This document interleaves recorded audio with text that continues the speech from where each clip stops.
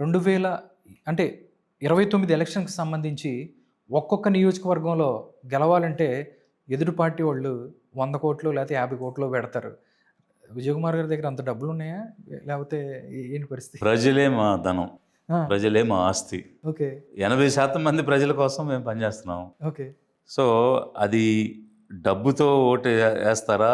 లేకపోతే అభిమానంతో ఏస్తారా? నమ్మకంతో ఏస్తారా? అనేది ఆ రోజుకి ఆ రకమైనటువంటి పరిస్థితి మేము తీసుకొస్తాము. ఆ రకంగా గెలవాలనేది మా ఆలోచన. లాస్ట్ అండ్ ఫైనల్ ఒకే ఒక్క క్వెషన్ క్లారిటీగా ఆన్సర్ కావాలి. 2029 ఎలక్షన్ తర్వాత రిజల్ట్ ఎలా ఉన్నా లిబరేషన్ కాంగ్రెస్ పార్టీ ఉంటదా?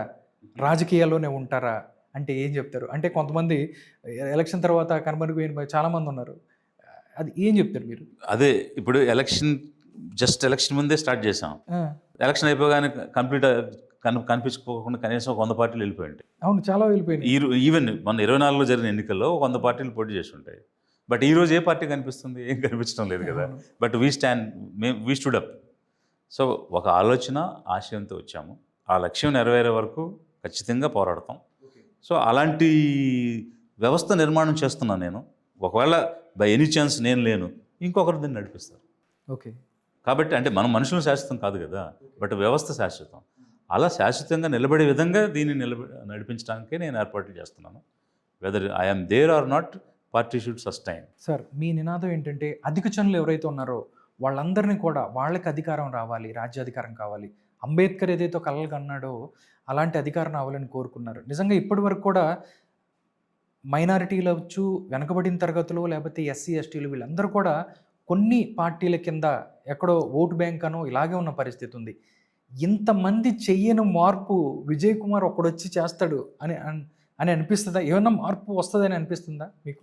అంటే జస్ట్ లైక్ దట్ రాదు డెఫినెట్గా. ఎందువల్ల అంటే ఇప్పుడు మైనారిటీస్కి రక్షణ కావాలి. ముస్లిం మైనారిటీస్ ఉన్నారు, క్రిస్టియన్ మైనారిటీస్ ఉన్నారు. వాళ్ళకి ఒక ప్రొటెక్షన్ ఉండాలి.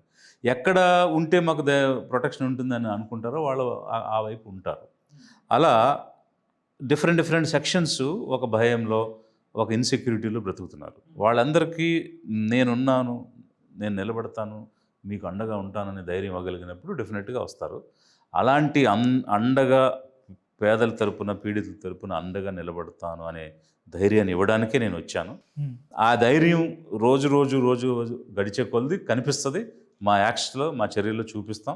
చూపించి అలాంటి అండదండలతోనే వాళ్ళ హృదయాలను గెలుచుకుని మేము అధికారంలోకి రాగలుగుతాం అనేది నా నమ్మకం.